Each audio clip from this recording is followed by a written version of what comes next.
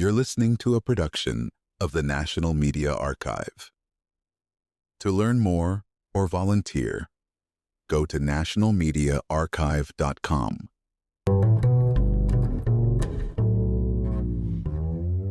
Picture this. You're riding a blue subway train, but instead of Manhattan's familiar bustle, you're gliding toward a lost utopia. Sound like a fantasy?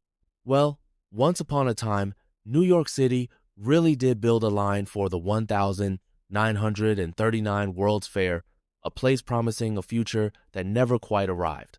Now, you might be thinking, why haven't I heard of this? That's the mystery. Whispers of the blue phantom train still echo in the city's tunnels, even though almost every physical trace has vanished. Let me set the stage. A subway spur designed solely to serve a dazzling event, then erased, almost as if it never existed. Why did it disappear so quickly? And what does it tell us about urban planning and public transit? Today, we'll journey back to the era of streamlined dreams, city rivalry, and a vanished railway that once symbolized hope and modernity. So, buckle up as we explore New York's forgotten World's Fair Railroad and why its legend still haunts the city's underbelly.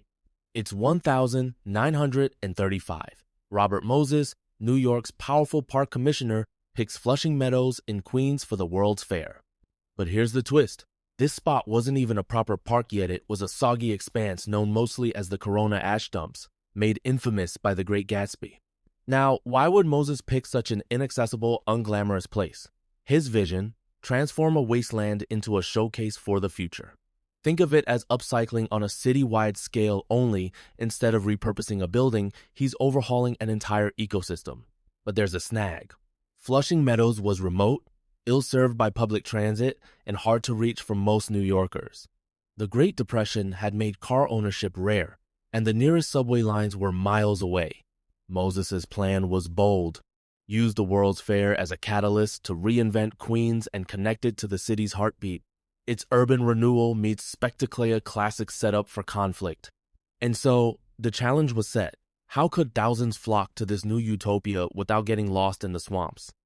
Enter the World's Fair Railroad, a temporary surface line designed to move crowds directly from the city to the fair's gates. Construction began in 1938, racing against the clock and the mud. The technical term here is trestle-on elevated framework built over fill and swamp, not designed to last. If you've ever seen a wooden roller coaster, you get the idea. Quick, cheap, and just sturdy enough to survive 2 seasons. But why rush? With the fair's opening looming, engineers prioritize speed and cost over longevity, a classic example of what urban planners call disposable infrastructure. Now, you might ask, didn't anyone think about using this line after the fair? They did, but the answer was always too expensive to upgrade. So, the World's Fair line became a marvel of impermanence. 0 feet of track, a stub-end terminal, and a mission to deliver millions to a fleeting vision of tomorrow. Fast forward to April 1939's runs begin, anticipation builds, and by May, the World's Fair Railroad is officially in service. Imagine being among the first to ride. Shiny blue trains, banners everywhere, the city buzzing about the future. But here's where it gets interesting. The line branched off the Queens Boulevard route, using what's called a flying junction and engineering trick that lets trains cross tracks without stopping, like a subway overpass for maximum efficiency. Picture families, tourists, dignitary over 7 million riders in 1939 alone funneled straight to the fair's gates at a station dubbed World's Fair. Yet, there was a catch. To ride this special train, you paid a double fare. That's right, twice the usual price, a move that sparked debate about public access versus recouping costs. So, the setup was perfect. A fast, direct ride to the future, if you could afford the ticket. But beneath the excitement, seeds of conflict were already sprouting. Let's talk numbers. The World's Fair Railroad was supposed to cost $1.2 million, no small sum during the Depression. But by completion, the bill hit $1.7 million, about $35 million today, adjusted for inflation. Why the jump?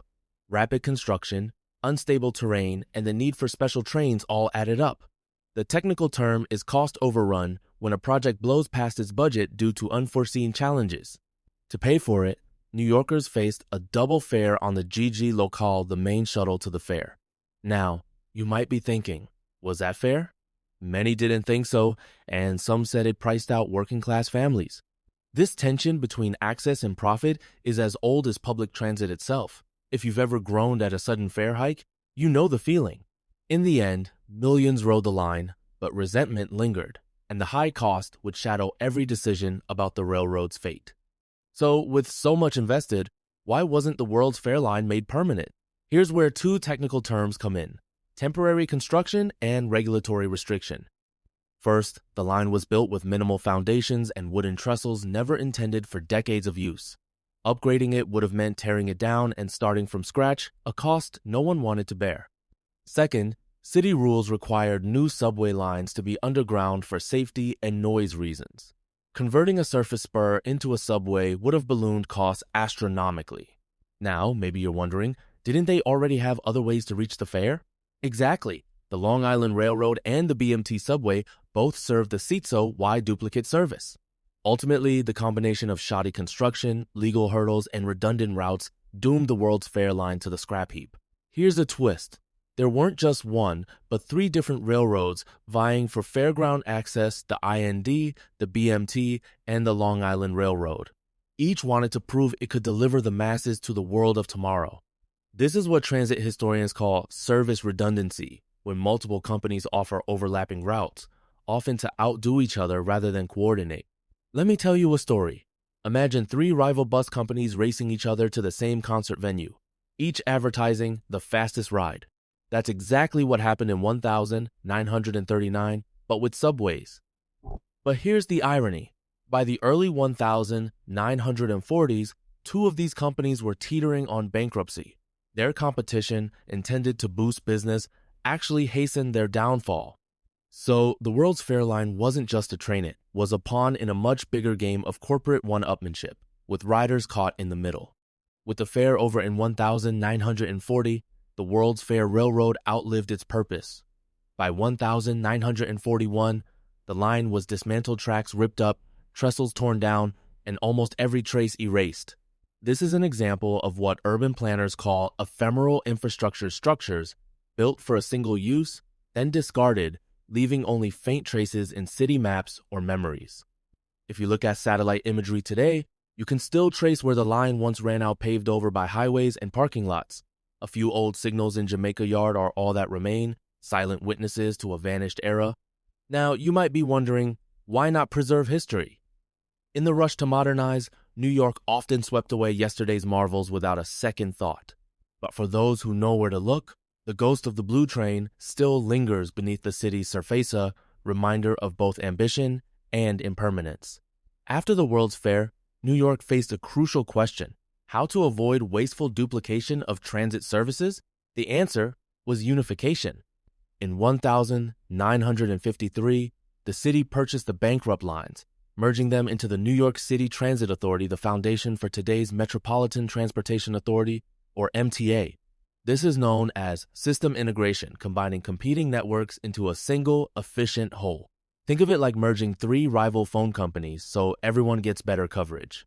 From then on, Flushing Meadows was served by a unified transit system, ending the era of competing railroads and redundant lines. So, while the World's Fair Railroad vanished, its legacy helped shape a more cohesive transit future for New York City. You might ask, is there anything left of the World's Fair Railroad? The answer is yes, but you have to know where to look. A handful of modified signal lights still stand guard at the Jamaica Yard, small but tangible relics of a vanished line. And in the New York Transit Museum, several original World's Fair train cars have been lovingly restored. Here's a twist. These restored cars were already considered outdated when used for the fair wooden-bodied relics, whisking visitors to a vision of the future. Talk about irony. Some of these cars rolled in service until 1969, making them the last wooden elevated trains in North America, living link to a time when the future was just one train ride away. So next time you're in Queens or the Transit Museum, remember, the Blue Phantom isn't just a ghost story, it's a window into how New York once dared to build tomorrow, even if only for a moment.